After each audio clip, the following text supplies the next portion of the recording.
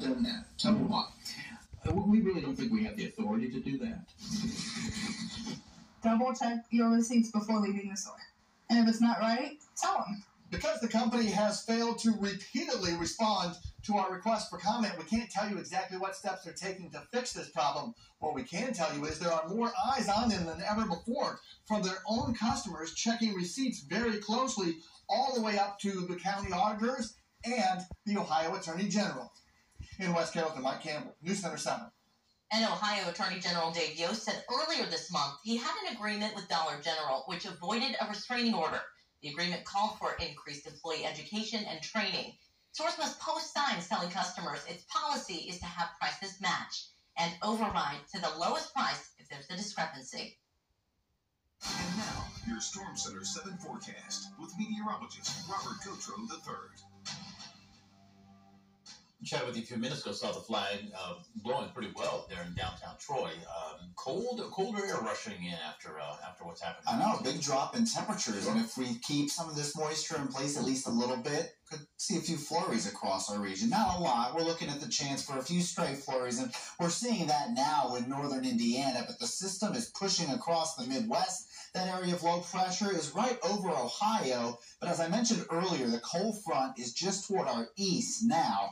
In fact, this has been kind of a noise maker down not only here, but in the south. I was looking at these flash flood warnings in northern Alabama earlier, and from what I saw, at least for a brief period, I-65, which runs from Mobile all the way to Chicago, I think both sides were closed, north and southbound, at least for a period, because there was some flooding on the roads. One reason for that is if you see these purple boxes, look at how it just gets a barrage of yellow and orange and red for at least a couple hours. That's called training, when you see the heaviest pockets of rain just running across the same area. So they're still dealing with some flash flood warnings there. As far as us, there's the cold front. Again, that skinny rope of showers pushing through Columbus at the moment.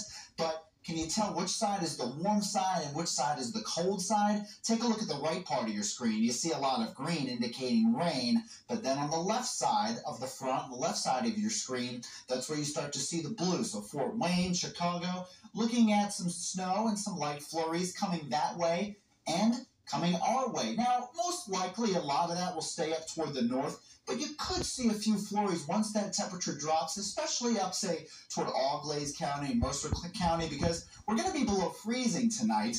I mean, not too bad, but at least the upper 20s thanks to that cold front. And Friday in the afternoon will be fairly cold too, but it doesn't last too long, because as we move into Saturday and Sunday, we become milder. Now, I'm not calling for the 70s like we saw yesterday.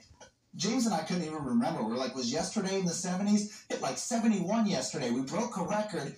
It just seems like it was so long ago already, because the temperatures are certainly dropping. Outside right now in Beaver Creek, we're looking at some more or less dry roads. It was a little bit wet. In fact, I was coming back to work from dinner earlier.